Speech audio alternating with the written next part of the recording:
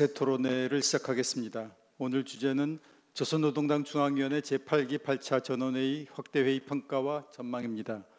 발표는 통일전략연구실의 최은지 박사님이 해주실 예정이고요. 최 박사님이 발표하기 전에 먼저 간단하게 당 중앙위원회 전원회의가 이제 어떤 성격의 기구인지 좀 설명을 드리도록 하겠습니다. 그래야 오늘의 이 주제가 어떤 의미가 있는지 이제 나중에 독자들이라든가 청중들한테 잘 전달이 될 수 있을 거라고 봅니다. 그리고 이제 기본적으로 이제 앞으로 최 박사님이 글을 쓰실 때 이거를 북한 전문가들 이외의 일반인들도 읽는다는 사실을 염두에 두시고 당 중앙위원회 전원회의가 왜 중요한가, 이 회의가 왜 중요한가에 대해서 먼저 문제제기 부분에서 항상 정당화를 하고 좀 넘어가시는 게 필요하지 않을까 생각을 합니다. 당 중앙위원회 전원회의라는 것은 북한을 이끌어가는 핵심 엘리트들 200명 이상이 참가하는 회의입니다. 그러니까 북한을 이끌어가는 최고 핵심 엘리트 100명이 당 중앙위원회 위원이고 그 밑에 100명의 후보위원들이 있습니다. 그러니까 이 사람들이 북한에서도 중요한, 우리로 치면 장차관직을 다 맡고 있는 사람들이고 당 중앙위원회 위원들은 언제든지 핵심 장관직에 오를 수 있는 최고위급 엘리트입니다. 그러니까 이 사람들이 참여하는 회의에다가 또 이제 플러스 알파로 이제 각 중요한 어떤 각 부서 인물들 참가시켜서 확대회의를 개최하는데, 이 당 중앙위원회 전원회의에서 경제병진 노선 같은 중요한 노선이라든가 중요한 정책을 발표해 왔고, 그리고 또 중요한 인사를 단행을 해 왔습니다. 그리고 최근 들어서는 북한이 6월 달에 당 중앙위원회 전원회의를 개최해서 상반기 실적을 평가하고, 또 12월 달에 당 중앙위원회 전원회의를 개최해서 1년 실적을 평가하고 그 다음에 목표를 제시하는 모습을 보여왔습니다. 그래서 최근에 이제 개최된 당 중앙위원회 전원회의 발표 내용을 통해서 올해 상반기에 대해서 북한이 어떻게 평가를 하고 있는지, 또 앞으로 어떤 목표를 갖고 있는지, 그것에 대해서 최은지 박사님께 들어보도록 하겠습니다. 시간은 한 30분 정도 드릴 텐데 그냥 텍스트를 읽지 마시고 이제 청중들 보시면서 이 내용을 좀 소화해서 좀 말씀을 해주시면 고맙겠습니다. 예, 앞에 말씀해 주셨던 오늘 발표 주제는 이제 얼마 전에 북한에서 개최되었던 당 중앙위원회 제8기 8차 전원회의에 대한 내용들을 좀 검토하고 그 내용들 속에서 좀 주목해야 될 부분들에 대해서 말씀드리고자 합니다. 그래서 저 1페이지부터 말씀을 드리면, 크게 제가 지금 구성한 내용은 이제 1페이지에서는 이런 확대회의에서 좀 주목해야 될 부분들을 정리해서 어떤 부분에 포커스를 맞출지를 정리했고요. 그리고 크게 제가 세 부분으로 나눠서 내용을 정리했습니다. 그래서 첫 번째는 경제 부문, 그리고 두 번째는 이제 그 군사적인 측면과 그거 관계된 대외 정책, 그리고 세 번째 마지막은 최근 북한이 당 차원에서 주력하고 있는 핵심 정책들이 이번 전원회의에서 언급되었던 부분들을 중심으로 정리하고 마지막으로 시사점을 이제 말씀드리겠습니다. 그래서 첫 번째 이제 문제제기에서 1페이지 보시면 나온 것처럼 이제 앞에 정은삼 박사님이 잘 설명해 주셨는데, 이제 북한에서 전원회의라고 하는 것은 이제 당대회와 당대회 사이에 매년 이제 개최되는 주요 회의 방식 회의체로서 이제 당과 국가의 주요한 노선, 그 대내외 정책을 결정하고 이제 주요 인사들의 이제 인사교체를 단행하는 이제 이러한 역할들을 담당하고 있습니다.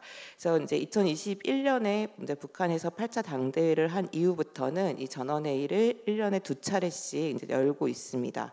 그래서 보통 6월과 12월에 개최를 하고 있고, 올해 같은 경우는 좀 특수했던 것이 이제 1월 1일에 발표했던 전원회의 이후에 이제 그러니까 2월 말에서 3월 초 사이에 한 차례 더 열어서 이제 경제 관련한 부문들을 집중적으로 전원회의 개최하고, 그리고 이번 6월 달에 이제 상반기에 대한 부분들을 평가하는 걸 중심으로 이제 전원회의 개최하였습니다. 그래서 지금 1페이지에 보신 것처럼 이번에 이제 상정된 회의의 의정은 총 6개로 구성이 되어 있고요. 그래서 첫 번째 의정이 이제 상반기에 대한 정책 평가, 그리고 두 번째가 교육 부분, 그리고 세 번째가 이제 인민위원회, 그래서 각 지방에서 실무를 담당하는 인민위원회에 대한 부분들을 이제 좀 제기를 했고요. 그다음에 인민주권 문제, 당규율 강화 그리고 이제 조직 문제로 논의가 진행되었습니다.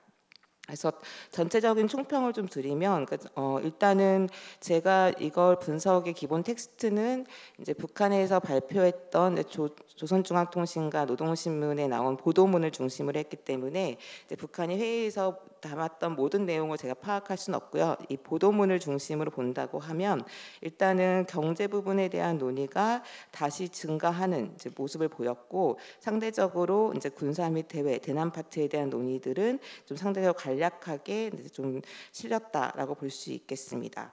그래서 이제 이런 부분에서 특히 보도문에는 앞에 말씀드렸던 6개의 이제 의정 중에 이제 1번 의정을 중심으로 주로 소개를 하고 있어서 북한의 본 전원회의의 목적이 이제 이런 이제 상반기에 이런 정책들이 어떻게 집행되고 있는가, 그리고 향후에 어떻게 집행할 것인가의 논의의 중심을 갖추고 있었다라고 좀 확인이 되고 있습니다.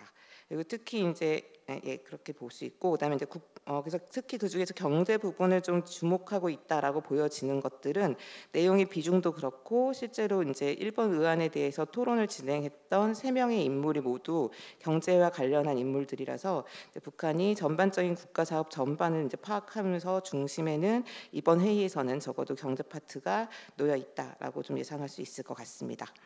그래서 2페이지 보시면 이번 회의에서 좀 이례적으로 파악됐던 것들이 김정은 총비서의 역할이었습니다. 그래서 이제 보통의 전원 회의에서는 김정은 총비서가 보통 사회를 보고, 그리고 이제 왜 이런 의정들을 이제 상정했는지를 개회와 더불어서 같이 얘기를 하고, 각 의정에 대해서 중심적인 결론을 이제 보통 김정은이 직접 나서서 하는데, 이번에 보도문에는 김정은의 발언이 전혀 실리지가 않았습니다. 그래서 실제로도 이제 회의에 참석은 했지만 이제 어떠한 언급을 발언들을 이제 하지 않은 것으로 추정을 하고 있는데요.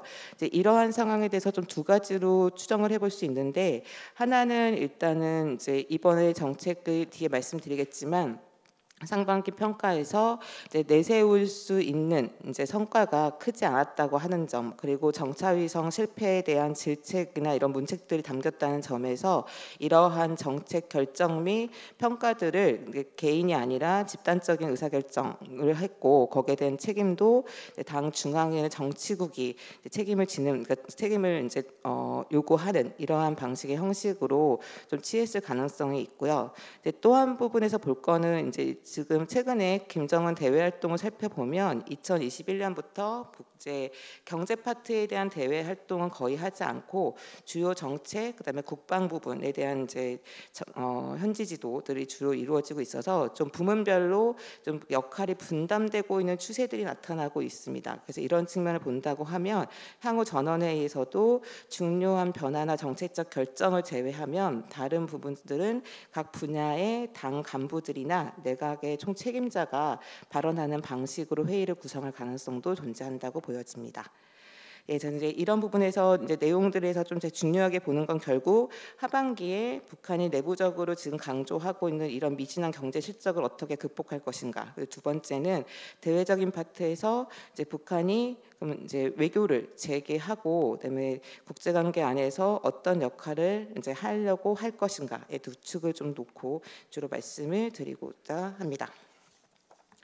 3페이지 보시면 경제 파트에서는 일단은 북한이 총평에 있어서는 이제 어려운 환경 속에서도 발전 추세를 보이고 있다라고는 얘기를 했는데, 이제 그러한 거에 대한 이제 뒷받침할 수 있는 구체적인 실적은 공개하지 못했습니다.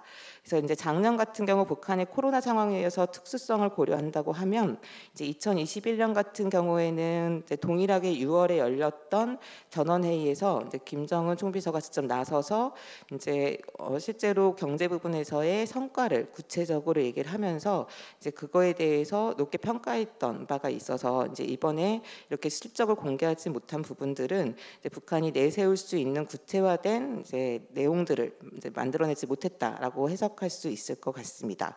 그래서 아래 표 1에서 보시는 바와 같이 이제 북한이 올 상반기 계획을 구체적으로 전원회의를 통해서 발표하지는 않았지만 이제 1월 달부터 3월 사이에 다양한 매체들을 통해서 경제 관련한 과제들을 제시를 했었고, 특히 1월 달에 있었던 있었던 최고인민회의에서 내각 총리가 경제 관련한 과제들을 얘기했는데요. 그 중에 제가 하이라이트로 이제 했던 이탈릭체를 했던 그 부분을 제외하면 이번 전원회에서 북한이 언급한 부분이 거의 없습니다. 그래서 상대적으로 굉장히 많은 과제를 제시하는 데에 비해서 이제 좀 성과는 상대적으로 좀 저조한 것으로 파악이 되고 있습니다. 4페이지 보시면 북한이 성과를 얘기했던 게 크게 세 가지가 있는데요. 그것이 갖고 있는 의미를 간단하게 살펴보면 농업 파트에서는 일단 북한이 항상 그렇듯이 식량 문제를 해결하는 것들을 최우선 과제로 내세우고 있는데 최근에 가장 크게 고민하고 있는 것은 이런 식량 생산에 있어서 치명적인 타격을 주는 게 자연재해다. 그래서 자연재해를 어떻게 대비할 것인가인데 그와 관련해서 올해 최우선 과제를 내세운 게 관계 시설들을 건설하고 체계를 정비할 것을 목표로 했었고요. 이 부분은 북한이 이제 6월 초에 이제 기본적인 올해 사업들은 이제 완성했다. 해서 이례적으로 이제 조선중앙통신의 공보를 통해서 북한이 최대 성과로 제시한 바가 있고 이번 전원회의에서도 이 부분에 대해서 성과로 제시하면서 하반기 농업 생산 과정 안에서 좀 더 환경이 개선될 것들을 이제 기대하고 있는 걸로 보여집니다. 그리고 두 번째는 금속과 화학공업 같은 기간공업인데 북한이 8차 당대회 2021년부터 이 두 부문들을 국가 투자를 집중해서 경제를 견인하겠다라고 얘기했지만 최근 2년 동안 이 분야에 대한 성과에 대한 얘기가 거의 없었는데 이제 올해 화학공업 같은 경우는 전 부분은 아니지만 농업과 연계된 비료 파트, 비료 생산의 역량이 좀 증가한 것들이 좀 눈으로 확인된 부분들이 있어서 이 부분들에 대한 성과를 중심으로 북한이 금속과 화학 부분에 대한 성과가 있었다라고 밝히고 있지만 사실 금속 파트는 구체적인 성과를 제시하지 못하고 있습니다.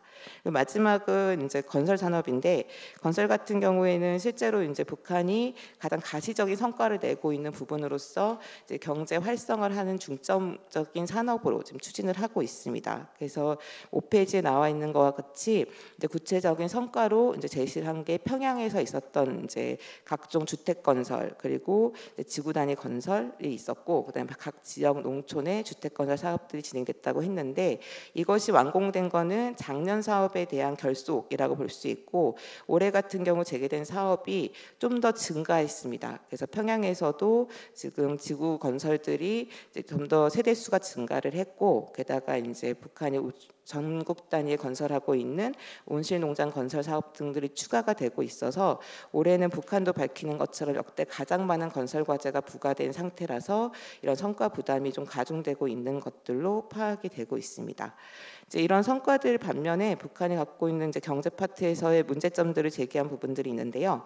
일단은 계획 수행 과정들에 대해서 얘기했던 부분들 그래서 북한이 이번 전원회의에서 직접적으로 얘기한 것은 경제 계획을 수행하는 데 있어서 그 규율이 좀 제대로 쓰지 못하고 있다라고 비판을 했었고 이 부분은 이미 2월에 있었던 전원회의에서 주요한 과제로 제기됐음에도 불구하고 문제로 제기되고 있어서 실제로 계획 수행에 있어서 차질을 빚고 있는 것으로 좀 추정이 되고 있습니다.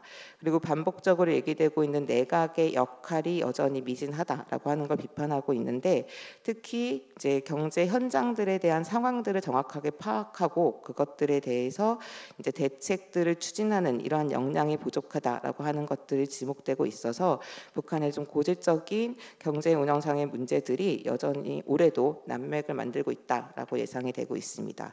그래서 이러한 상황 안에서 북한이 인사교체를 단행했는데요. 수적으로는 많지 않지만 딱 한 명의 교체지만 갖고 있는 상징성이 좀 큽니다. 그래서 일단은 북한의 당에서의 경제 정책들을 총괄하는 것이 이제 경제 비서 그리고 실무적으로 전개하는 게 부장이라서 보통 북한에서는 이 당의 경제 비서와 부장을 견임하는 경우가 많은데요.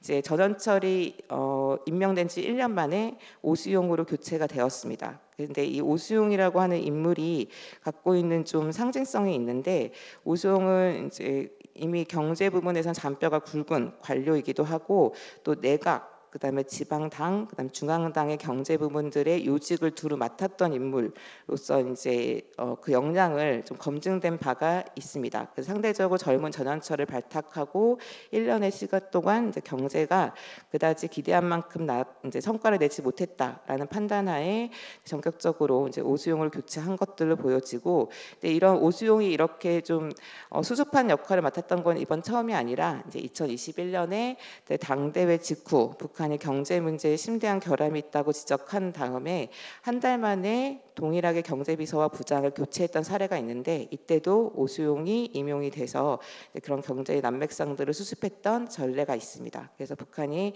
현재 경제 상황에 저조하고 이것들을 일신하기 위해서 이제 인사교체를 단행한 것으로 파악됩니다.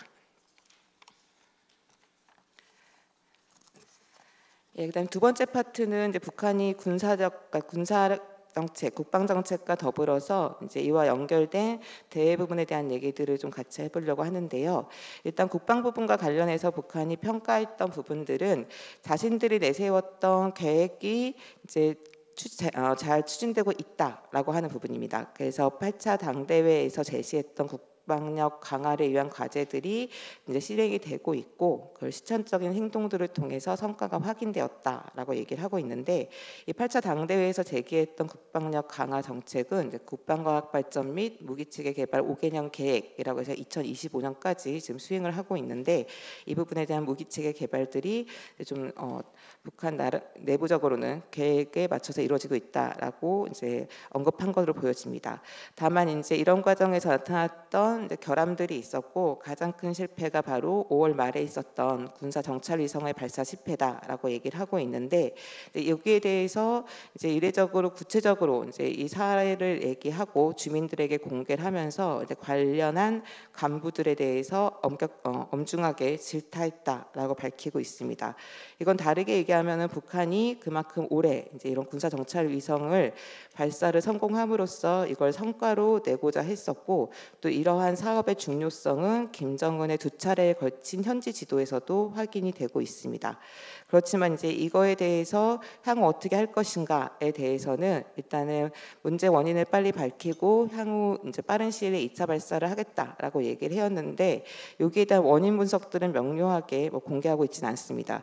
다만 이제 이런 정치적 판단에 의해서 시기가 정해지고, 거기에 따라서 또 과학기술적 완성도가 떨어지거나 혹은 결함이 있는 상태에서 재발사가 이루어졌을 경우에 실패 가능성들이 있기 때문에 북한도 그 시기에 대해서는 이제 직접 규정하지는 않고 향후 일정을 조정하면서 어쨌든 올해 안에 성과로 가져가기 위해서 좀 노력할 것으로 보여집니다. 그래서 북한이 과학기술 관련해서 예전에는 주로 경제 파트하고 많이 연결시켜서 정책을 얘기했는데, 올해 같은 경우는 북한이 구체적으로 얘기한 거는 우주산업의 역량 강화였습니다. 그래서 정찰위성 사업과 좀 연계가 될 것들로 보여지는데요. 북한 같은 경우에 이제 김정은 집권 이후부터 이제 우주강국 건설, 그래서 첨단 기술상의 핵심적인 파트로 우주산업을 강조했지만 개별적으로 이걸 구체적인 사업 계획들을 강조했던 적은 별로 없는데, 올해 같은 경우에는 이제 이런 우주 산업들을 발전시키고 그걸 위해서 기구적 조치를 단행했다라고 얘기했는데, 이게 담당하고 있는 우주개발국의 확대 개편이 차후에 이루어질 것으로 전망이 되고 있습니다. 그래서 북한의 과학기술 역량 그리고 군사 파트에서의 정찰 위성을 합해지면 결국 올해 가장 중요하게 보고 있는 사업들은 정찰 위성 발사 성공 및 운용 사업이라고 보여질 수 있을 것 같습니다. 북한이 이렇게 군사력을 강화시키는 것들이 결국 자신들이 처한 대외적인 환경에 대한 대응이다라고 얘기해 왔었는데요. 그것과 관련해서 북한의 정세 인식이나 대외 정책들을 보면 크게 달라진 점은 별로 없습니다. 그래서 북한이 이제 최근에 국제 정세에 대해서 얘기할 때 항상 신냉전 그리고 다극화된 질서라는 표현들을 썼는데, 이번에는 그런 표현들은 직접 하지는 않았고, 다만 이제 국익수의 원칙에서 대외 사업을 추진하겠다라고 하는 것의 원칙적인 수준에서 얘기를 하고 있습니다. 그래서 한 파트는 이제 군사적 긴장이 격화되고 있기 때문에 행동 대 행동의 원칙으로 공세적인 대응들을 유지하겠다라고 얘기하고, 관련한 조치들에 대해서 이번 전원회의에서 승인을 받았다라고 얘기를 하고 있어서 군사적 행동의 가능성은 지속될 것으로 보여집니다. 다만 다극화된 질서라는 표현을 쓰지 않으면서도 이제 미국 중심의 국제 질서들에 대응하는 국가들과는 정치 외교적 대응을 하겠다라고 얘기를 하고 있어서 이제 올해 1월에 있었던 전원회의 보도문에서 표현되지 않았던 외교적인 대응이라는 표현이 다시 등장을 하고 있습니다. 그래서 작년 9월에 김정은 위원장이 했던 시정연설에 나왔던 이런 이제 외교전 혹은 외교적 강화라고 하는 것들과 이제 맥을 닿아서 같이 할 것을 보여지고, 이 지금 시기가 북한이 최근 이제 코로나 이후에 전면 봉쇄되었던 부분들의 이제 재개가 이루어지고 있어서 외교 관계도 재개가 이루어진다고 한다면 이런 이제 군사적 대응과 더불어 외교적인 이제 행동들도 함께 할 가능성이 높아진다라고 볼 수 있을 것 같습니다. 그래서 바로 이런 부분에서 이제 최근에 있었던 이제 그 3월에 이제 임명된 지 2년 만에 중국의 이제 주 중국 그러니까 북한 대사, 그러니까 북한의 주 중국 대사가 이제 북한에 들어갔고, 그래서 이제 최선희 김덕훈 등을 만나서 이제 북중 관계에 대한 논의들을 했던 것들이 밝혀지고 이제 그걸 공개한 바가 있어서 이제 이러한 인적 왕래들이 이제 단계적으로 이제 재개될 것들로 보여지고 있습니다. 그 대남 관계 관련해서는 구체적으로 언급을 따로 하진 않았습니다. 다만 인사 파트에서 김현철 전 통일전선 부장이 이제 당 중앙위원회 위원 그리고 당 중앙위 정치국 후보위원으로 보선이 되었고요. 이 보선이 된 인물에 대한 소개를 할 때 그 앞에 이제 고문이라는 직책을 붙여서 향후에 어떤 역할을 할지에 대해서 좀 주목이 되고 있습니다. 다만 이제 북한에서 보통 각계 인사, 그러니까 분야에서 고문이라는 직함을 부여했을 때는 보통은 이제 그 분야에서의 원로 그리고 원로로서의 이제 인정받는 이제 인물들에 대해서 붙여왔다라고 볼 수 있고, 그다음에 이런 고문의 직함을 달고 대외 활동을 했던 것은 김계관 전 외무성 1부상이 이제 각각 사안에 대해서 최근에는 이제 트럼프가 있을 때 그때와 사안들에 대해서 고문의 직함으로 담화를 발표했던 것 이상의 대외 활동을 한 바는 없어서 김영철의 경우에도 지금의 상황에서 특별하게 정책을 총괄하는 중책을 맡기보다는 이런 스피커 역할을 할 가능성이 높다고 생각하고 있습니다. 예, 그리고 이제 마지막 당 정책에 관련해서는 크게 세 가지 부분에서 주목이 되는데요. 북한이 최근에 이제 2021년 8차 당대회 이후 당 차원에서 중요하게 판악하고 있는 걸 크게 두 가지로 볼 수 있습니다. 하나는 지역 균형 발전을 위한 지방 발전 전략. 두 번째는 미래 세대를 위한 당 차원의 주요 사업이라고 볼 수 있는데, 일단은 지방균형 발전과 관련해서는 결국에는 시, 군 단위에서 자신들의 역량을 강화하고 지방 경제를 발전시켜서 지금 북한이 문제 제기를 하고 있는 지역 간 경제 격차, 도시와 농촌 간의 격차를 줄이는 것이 중요하다. 그래서 이거는 당 차원의 장기 구상이다라고 밝히고 있고요. 두 번째는 이제 미래 세대를 중요하게 이제 강조를 하면서 영유아들에게 이제 국가 차원에서 영유아의 기본적인 영양 관리를 해주는 육아 정책, 그리고 이제 학령기 아동 및 청소년, 대학생들까지 이제 교복 및 신발 등을 무상 공급하는 정책들을 최우선 정책으로 내밀었고, 이런 미래 세대의 역량 강화를 위해서 교육 사업의 중요성들을 꾸준히 제기해 왔었습니다. 근데 이것이 이번 전원회의에서 세 가지가 모두 좀 거론이 됐어서 이게 조금 주목이 되고 있는데요. 일단 교육 정책에서는 북한이 2022년 작년에 제2차 전반적 12년대 의무교육 강령이라고 해서 교육 정책에 우리로 따지면 교육발전 정책 같은 경우인데, 이것을 10년 만에 발표를 하고 지금 거기에 따라서 교육 구조를 개선하고 교육의 질적 향상을 위해서 좀 노력하고 있는 것들이 나왔었는데, 이제 이 내용들이 반영돼서 올해 이번 전원회의에서 별도 의정을 따로 빼서 이런 교육사업 발전 방안들을 이제 추인받는 이러한 과정을 거친 걸로 보여집니다. 그래서 이런 교육제도에서는 북한이 특별히 강조하는 게 세계적인 추세, 표준적인 제도에 맞춰라라고 얘기를 했었고, 그래서 북한이 학제 개편을 통해서 다른 나라와의 이제 그런 교육 관련한 학생 교류들에 있어서 이런 학제 다른 것들 때문에 상이한 학제 때문에 나타난 불편함들을 해소했던 이런 과정들이 있었습니다. 다만 최근에 이런 교육 사업 강화를 통해서 인재 양성하는 것들의 중요성과 더불어 주목되는 것은 북한의 청년 세대에 대한 관리 통제 강화 흐름이 나타나고 있다는 점인데요. 이런 이제 교육 과정에서도 북한이 전문성을 강화하는 부분도 강조하고 있지만 사상이나 정치적인 교육 또한 같이 강화되고 있는 흐름들이 있어서 북한이 최근에 청년 세대들이 갖고 있는 이제 그런 당의 의도와 다르게 나타나는 좀 더 자유분방하고 좀 더 개인적인 모습을 나타내고 있는 부분들을 통제하기 위한 각종 조치들을 취하고 있는데 이 부분들이 이번 교육사업 정책에서도 반영됐을 가능성이 존재한다라고 보여서 향후 좀 관찰이 필요한 부분이라고 보여집니다. 예, 육아 정책의 경우에는 이제 북한이 정치적으로 이제 정당성을 가장 크게 이제 부여하고 있는 정책 중에 하나인데요. 이제 이번 전원회에서는 이런 육아 정책이 어떻게 추진되고 있으며 이제 좀 더 안정적으로 추진될 수 있도록 정책들을 제안했다라고 밝히고 있습니다. 근데 이런 육아 정책이 강조됐던 시기가 2021년인데 이 시기가 조금 주목되는 것은 이제 북한이 이제 그 90년대 경제 위기를 겪고 나서 사실 영유아 보육 상태가 상당히 떨어졌고 특히나 이제 그 10페이지에 있는 그림 1에 나와 있는 것들처럼 이제 영유아 영양 상태가 상당히 악화된 상태였습니다. 그래서 WHO와의 협력을 통해서 이제 이런 영유아 영양 상태 개선 사업들을 추진했고 그래서 2017년 이거 예. 그 표의 가장 이제 그림의 가장 마지막에 있는 2017년에 이제 영유아 영양 상태가 상당히 개선됐다. 그래서 북한의 경제 수준과 유사한 다른 나라에 비해서도 개선되었다는 평가를 받은 바가 있습니다. 그렇지만 이제 문제는 이러한 상황이 개선 추세가 지속되었는가라고 하는 부분인데요. 특히 2022년 코로나 발생한 이후 국제 단체들의 활동들이 전면 중단이 됐고 북한도 이제 봉쇄 정책을 취하면서 가장 취약한 계층 중에 하나로 분류되는 이런 영유아들의 영양 상태가 악화되었을 가능성들이 꾸준히 제기가 되어 왔습니다.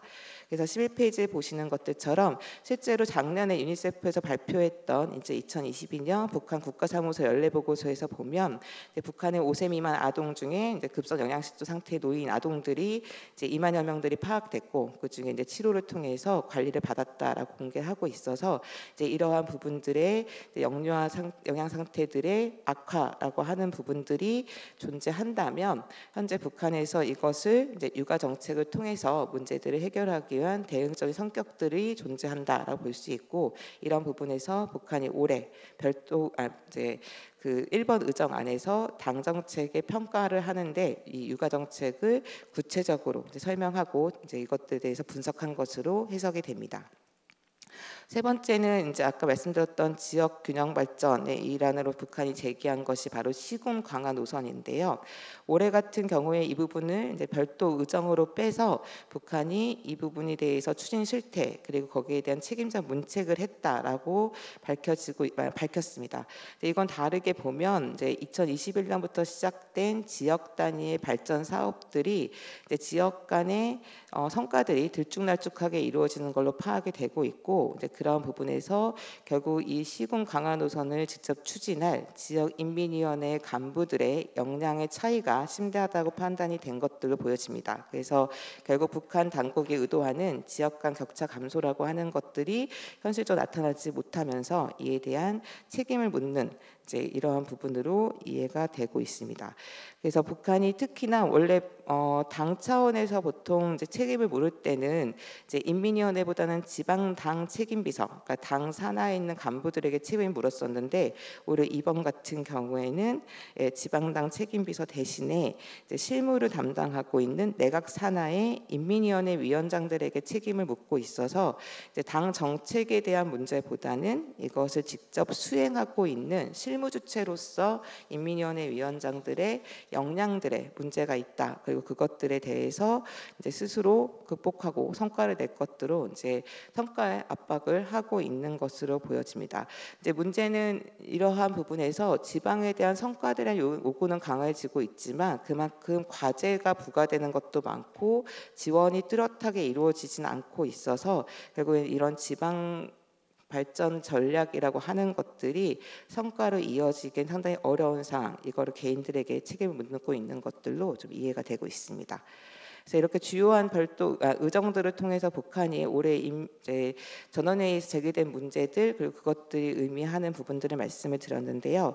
이제 이걸 통해서 좀 시사점들을 정리해 보면 일단 첫 번째는 경제 부분에서는 이제 앞에 말씀드렸던 것처럼 이번에 비중도 컸고 그리고 대책에 대한 논의도 가장 많이 이루어졌다는 점을 보면 올해도 경제 문제들을 최대한 만회하기 위한 사업에 집중할 것들을 보여집니다.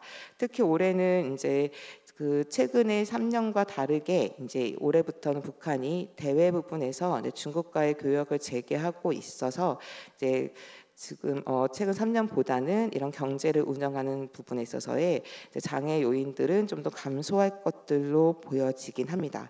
다만 이제 여전히 부과되는 과제가 많아서 성과를 제시할 수 있을 만큼의 내용들을 하반기에 얼마큼 이제 가져올지에 대해서는 좀 더 지켜볼 필요가 있을 것으로 보여집니다. 다만 이제 그 13페이지 나와 있는 것처럼 방금 말씀드렸던 것처럼 결국 대외관계 파트에서 중요한 부분들이 좀 보여지는데요.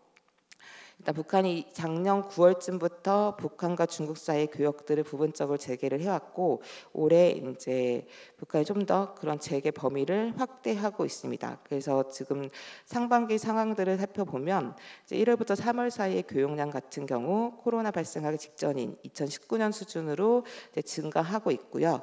그래서 이게 이 추세가 하반기까지 이어진다고 하면 이제 북한의 교역 문제들 그래서 이제 북한이 코로나 이후 경제에 가장 큰 어려움으로 지목되었던 대외무역 파트가 좀 더 재개가 돼서 이 부분들이 북한 내부 경제에 긍정적인 영향을 미칠 가능성이 존재한다라고 보여집니다.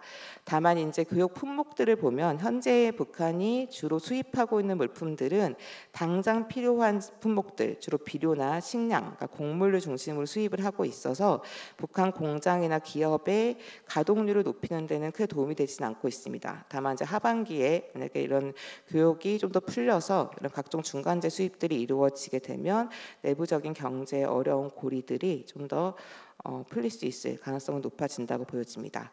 그런데 이제 그리고 이와 더불어서 지금 주목되고 있는 게 지금은 물자만 교류가 이루어지고 있는데 하반기에 인적 교류의 재개 가능성입니다. 그래서 경제 파트에서는 주로 관광이라고 볼 수 있는데요. 그래서 북한이 이제 코로나 시기 이전까지 이런 국제 관광에 대해서 굉장히 공을 들여왔다는 걸 이제 고려한다고 하면 이제 이런 교역이 활성화되고 코로나 이제 19의 추가 발생과 같은 변수가 발생하지 않는다면 이런 국제 관광 사업들도 재개할 가능성이 높다라고 판단이 됩니다. 다만 이제 코로나19 기간 동안에 앞에 말씀드렸던 것 같은 이제 사회적인 취약계층들이 인도적인 상황에 이제 어려움에 처했을 가능성이 높기 때문에 이제 이런 재개와 더불어서 이제 국제기구들이 이제 기존의 사업들을 북한과 재개할 것인지 이 부분들도 좀 주목해볼 필요가 있을 것으로 보여집니다.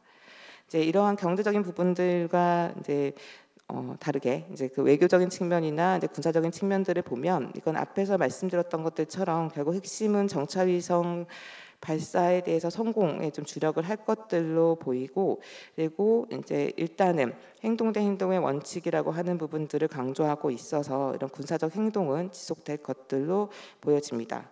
다만 이제 1년 만에 이제 이런 우호적인 국가의 외교라고 하는 것들을 강화하고 있어서 그래서 이제 중국 그리고 이제 러시아 같은 주변의 우호 국가들과의 정상 외교 혹은 고위급 교류들은 진행될 가능성이 높아질 것으로 보여집니다. 특히 북한이 이제 이번 달에 그 문화체육 분야에서 지금 9월에 항저우 아시안 게임을 신청을 했고 중국이 그것들을 공식적으로 확인해 준 바가 있어서 일단 문화체육 분야의 교류는 이제 재개하는 것들이 기정사실화된 것들로 보여집니다.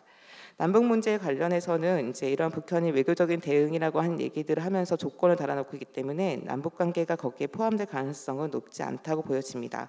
그리고 이제 그래서 여전히 군사적 대응 가능성들이나 이제 군사적인 갈등 국면이 지속될 수 있기 때문에 이제 이런 안정적인 위기 관리가 필요하다라고 하는 부분과 더불어서 이제 북한이 국경을 개방하게 되면 이제 이 3년 동안에 가려져 있었던 북한 내부 상황에 대한 정보들이 일정하게 공개가 될 것이고 그런 공개 과정에서 이제 경제뿐만 아니라 북한 주민들의 삶의 수준이나 상황들이 좀 많이 알려질 가능성이 높아져서 그런 부분에서 이제 이런 인도적인 문제들에 대해서도 이제 한국 정부도 함께 주목하면서 사태를 이제 주시할 필요가 있다 생각이 듭니다.